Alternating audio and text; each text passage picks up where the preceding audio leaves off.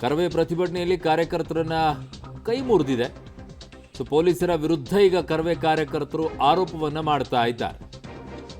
Brigade ರೋಡ್ನಲ್ಲಿ ತಳ್ಳಾಟ ನೂಕಾಟದ ವೇಳೆ ಕಾರ್ಯಕರ್ತನ ಕೈ ಮುರಿದಿದೆ, ಪೊಲೀಸರೇ ಹಲ್ಲೆ ಮಾಡಿದ್ದಾರೆ ಅಂತ ಕಾರ್ಯಕರ್ತ ಧರ್ಮರಾಜ್ ಈಗ ಆರೋಪವನ್ನ ಮಾಡ್ತಾ ಇರೋದು.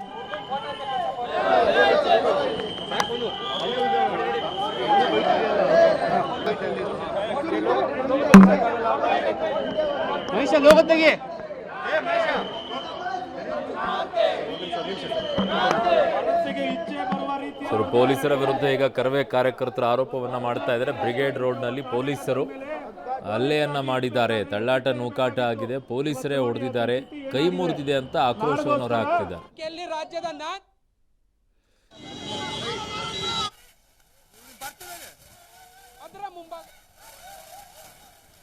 ಪೊಲೀಸರೇ ಹಲ್ಲೆ ಮಾಡಿದ್ದಾರೆ ಅನ್ನುವಂಥ ಆರೋಪ ಈಗ ಬ್ರಿಗೇಡ್ ರೋಡ್ನಲ್ಲಿ ಕರವೇ ಕಾರ್ಯಕರ್ತ ಮಾಡ್ತಾ ಇದ್ದಾರೆ.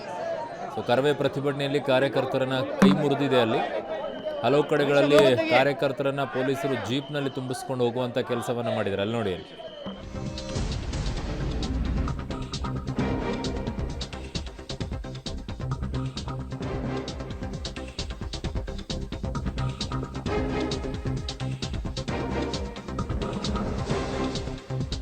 ಬಂದಿದೆ.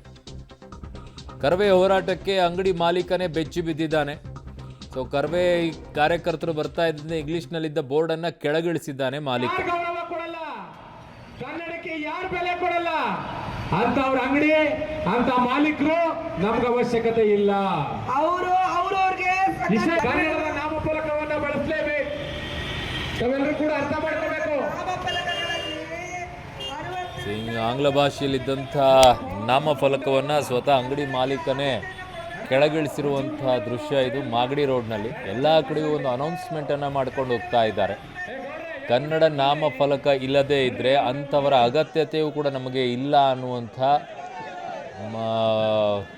ಘೋಷಣೆಗಳನ್ನು ಕೂಗ್ಕೊಂಡು ಹೋಗ್ತಾ ಇದ್ದಾರೆ. ಅನೌನ್ಸ್ಮೆಂಟನ್ನು ಕೂಡ ಮಾಡ್ತಾ ಇದ್ದಾರೆ. ಎಲ್ಲ ಕಡೆಯೂ ಕೂಡ ಹೇಳ್ತಾ ಹೋಗ್ತಾ ಇರುವಂಥ ಈಗ ಕರವೇ ಅವರು ಫೆಬ್ರವರಿ 28ರವರೆಗೂ ಸಹ ಒಂದು ಟೈಮನ್ನು ಕೊಟ್ಟಿದ್ದಾರೆ.